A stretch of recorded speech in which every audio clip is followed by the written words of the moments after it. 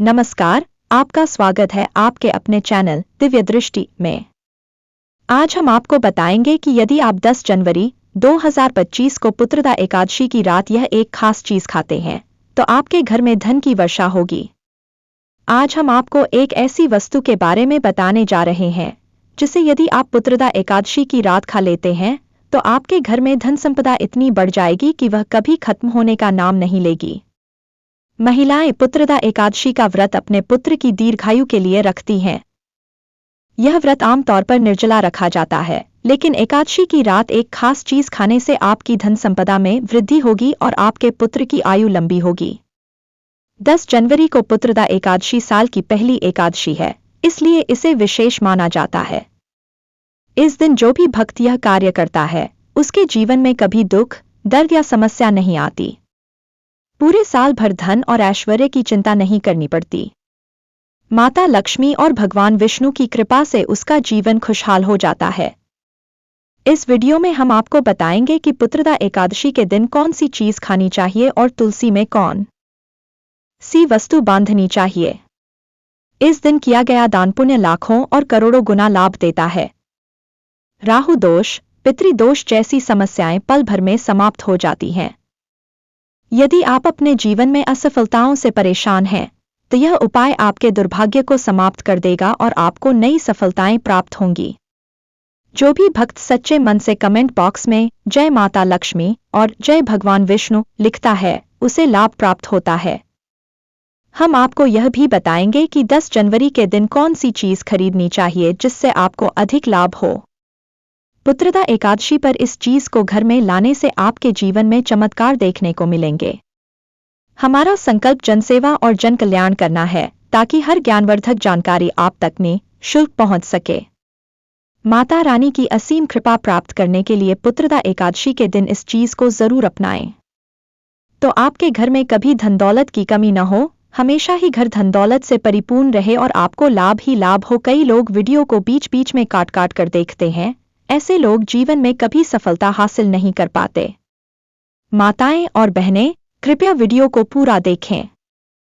बीच में छोड़कर देखने से आपको वह लाभ नहीं मिलेगा जो पूरा वीडियो देखने से मिलता है। इस नए युग में 6 से 7 मिनट निकालकर वीडियो को पूरा देखने से आपकी किस्मत पूरी तरह से बदल सकती है और आपको जीवन में नई सफलताएं मिलने लगती हैं। सबसे पहले हम आपको बताएंगे कि तुलसी में कौन सी चीज बांधनी चाहिए जिससे माता लक्ष्मी आपके घर में दौड़ी चली आए और कभी धन दौलत की कमी न हो।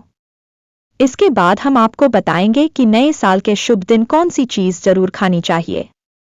यदि आपने वह चीज खा ली तो वह मंत्र से सिद्ध हो जाएगी और आपको इतना बड़ा लाभ होगा जिसकी आपने कभी कल्पना भी नहीं की होगी। जय माता लक्ष्मी, जय भगवान विष्णु। रातों रात लखपति बनने के लिए आज ही तुलसी के पौधे में यह एक चीज बांध लें। वास्तु शास्त्र में तुलसी के पौधे का विशेष महत्व बताया गया है। कहा जाता है कि तुलसी के पौधे में मां लक्ष्मी का वास होता है और नियमित रूप से तुलसी की पूजा करने से मां लक्ष्मी की कृपा प्राप्त होती है। वास्तु शास्त्र में तुलसी के पौधे को लेकर कुछ नियम बताए गए हैं जिनका पालन करने से जीवन में कभी धन की कमी नहीं होती। तुलसी भगवान विष्णु को अत्यंत प्रिय है और बिना तुलसी के भगवान विष्णु का भोग अधूरा माना जाता है। पुत्रदा एकादशी के दिन भगवान विष्णु को तुलसी का भोग अवश्य लगाना चाहिए। यदि आपने भगवान विष्णु को प्रसन्न कर लिया तो माता लक्ष्मी स्वयं ही आपसे प्रसन्न हो जाएंगी, क्योंकि माता लक्ष्मी भगवान विष्णु की अर्धांगिनी है। तुलसी के उपयोग से भी आपको माता लक्ष्मी का आशीर्वाद प्राप्त होगा, क्योंकि तुलसी को माता लक्ष्मी का ही रूप माना गया है। ज्योतिष शास्त्र के अनुसार तुलसी भगवान विष्णु को अत्यंत प्रिय है और प्रतिदिन सुबह शाम तुलसी की पूजा करने से धन की देवी के साथ भगवान विष्णु की कृपा भी प्राप्त होती है। वास्तु शास्त्र के अनुसार तुलसी संबंधी उपायों को करने से शुभ फलों की प्राप्ति होती है। नए साल अर्थात 10 जनवरी पुत्रदा एकादशी के दिन तुलसी के पौधे पर कलावा बांधने से माता लक्ष्मी की कृपा बनी रहती है और व्यक्ति की सभी मनोकामनाएं पूर्ण होती हैं। हिंदू धर्म में कलावे को रक्षा सूत्र माना जाता है और तुलसी पर इसे बांधने से माता लक्ष्मी का आशीर्वाद मिलता है। गुरुवार का दिन भगवान विष्णु का दिन माना जाता है। इस दिन तुलसी के पौधे में थोड़ा सा कच्चा दूध अर्पित करने से पौधा हरा भरा रहता है और मां लक्ष्मी की कृपा प्राप्त होती है। इस उपाय से कुंडली में बृहस्पति ग्रह मजबूत होता है। तुलसी की नियमित पूजा करने से घर में सुख शांति बनी रहती है। एकादशी और रविवार के दिन तुलसी को जल अर्पित नहीं करना चाहिए, क्योंकि इन दिनों तुलसी मां निर्जला व्रत रखती हैं। तुलसी को जल अर्पित करते समय ध्यान रखें कि जल आपके पैरों पर न गिरे, क्योंकि इसे अपमान माना जाता है।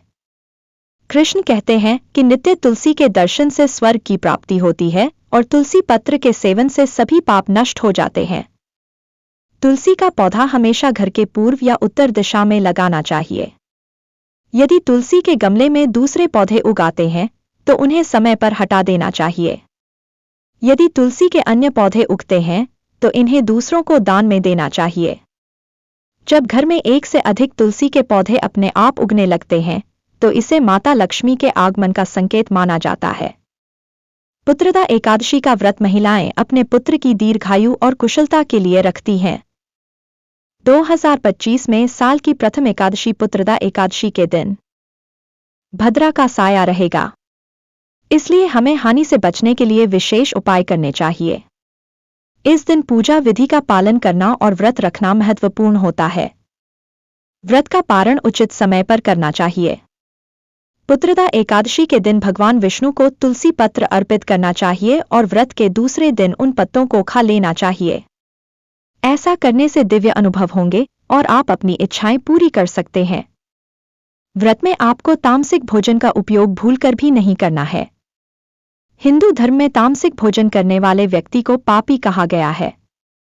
तामसिक भोजन का उपयोग करने वाले लोग मांस खाने के समान माने गए हैं, इसलिए तामसिक भोजन से बचना चाहिए। व्रत के दौरान आप फल फ्रूट आदि का सेवन कर सकते हैं। तुलसी में क्या बांधने से हमारी इच्छाएं पूरी होती हैं? इस वीडियो में हम आपको गौमाता से जुड़े कुछ उपाय बताएंगे, जिन्हें करने से जीवन के सभी दुख दर्द और संकट दूर हो जाते हैं। इन उपायों से जीवन में अपार धन और सुख की प्राप्ति होती है और कभी भी धन की कमी नहीं रहती। पुत्रदा एकादशी के दिन भगवान विष्णु, माता लक्ष्मी, हनुमान जी, मंगल देवता और शनि देव की पूजा अवश्य करनी चाहिए। इस दिन हनुमान जी और मंगल देवता की पूजा करने से मंगल ग्रह के दोष दूर हो जाते हैं और व्यक्ति को धन संपत्ति की प्राप्ति होती है। अब हम आपको एक उपाय बताएंगे जिसे नए साल पर जरूर करना है। शाम के समय पीपल के पेड़ के नीचे सरसों के तेल का चौमुखी दीपक जलाएं। दीपक आटे का बनाएं और उसमें सरसों का तेल डालकर चारों मुखों पर बत्ती लगाएं। दीपक में लाल कलावा डालें और चारों भागों को जलाएं। इसके बाद बीच में 2 साबुत फूल भी डाल दें। इस उपाय को करके देखिए आपके जीवन में कैसे चमत्कार होते हैं। अगर आपने हमारे चैनल को अभी तक सब्सक्राइब नहीं किया है तो जरूर कर लें, ताकि आपको और भी उपयोगी जानकारी मिल सके। गौमाता से जुड़े उपाय भी बहुत प्रभावशाली होते हैं। पुत्रदा एकादशी के दिन गौमाता की पूजा अवश्य करें और उन्हें भोग में बनाई गई मिठाई, सब्जी या हलवा खिलाएं। सूखी पूरी न खिलाएं। हर शुभ कार्य में गौमाता से जुड़ी चीजें जैसे गाय का गोबर, गोमूत्र, दूध या उससे बनी चीजें जरूर शामिल करें। यह उपाय आपको 7 पीढ़ियों तक धन की कमी नहीं होने देगा और दुख दर्द को दूर करेगा। पुत्रदा एकादशी के दिन गौमाता की पूजा और उन्हें भोग लगाकर अपने जीवन में सुख समृद्धि लाएं। इससे आपको पुण्य की प्राप्ति होगी। सनातन परंपरा के अनुसार जिस घर में गाय होती है वहां के सभी वास्तुदोष स्वतः समाप्त हो जाते हैं, क्योंकि पंचगव्य के बिना कोई भी पूजा, पाठ और हवन सफल नहीं होता। पौष के महीने में परिवार सहित एक बार गौशाला जाने का नियम बनाएं और गायों को हरा चारा खिलाएं, जिससे वास्तुदोष शांत हो जाते हैं। यदि आप हमारे बताए गए नियमों को सही तरीके से अपनाते हैं तो वे निश्चित रूप से कारगर सिद्ध होते हैं और दोषों का निदान हो जाता है। गर्मियों में गौमाता को पानी पिलाएं और सर्दियों में गुड़ खिलाएं। पुत्रदा एकादशी के दिन गौमाता को गुड़ जरूर खिलाएं। गाय से जुड़े शुभ और अशुभ संकेत भी होते हैं। अगर कोई यात्रा पर निकल रहा हो और गाय अपने बछड़े को दूध पिलाते हुए सामने आ जाए तो वह यात्रा निश्चित रूप से सफल होती है। गाय की हुंकार सुनना भी शुभ माना जाता है। लेकिन पुत्रदा एकादशी के दिन गाय के साथ कोई अनुचित कार्य नहीं करना चाहिए, वरना यह घोर पाप कहलाता है।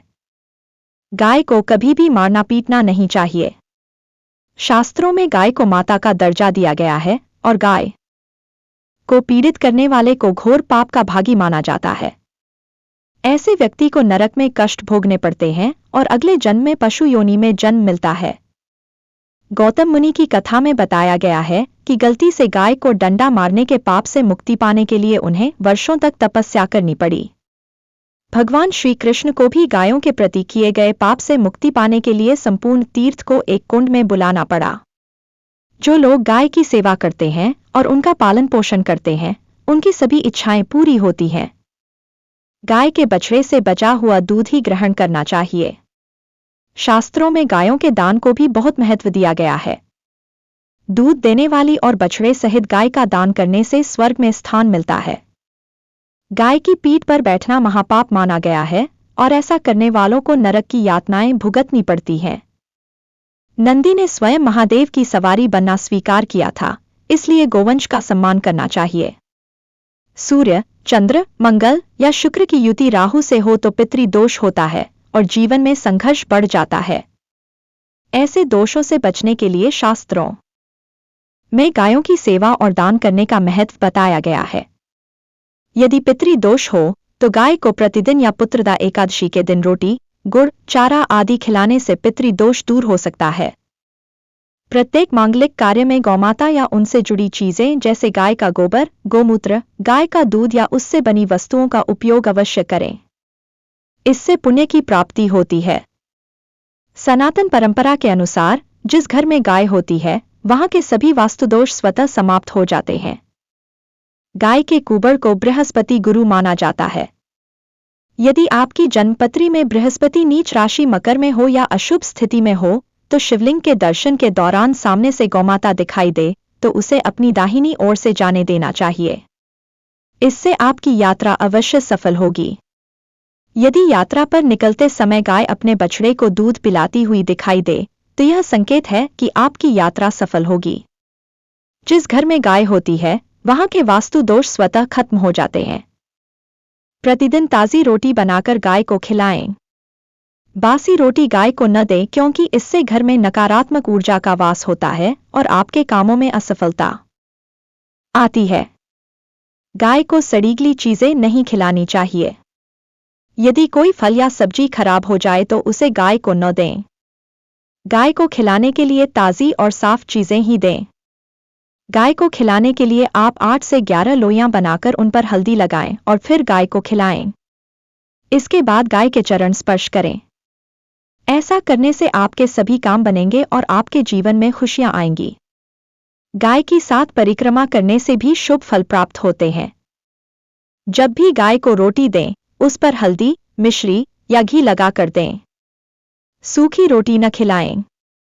ऐसा करने से आपको शुभ फल की प्राप्ति होगी और आपके जीवन में सफलता और समृद्धि आएगी।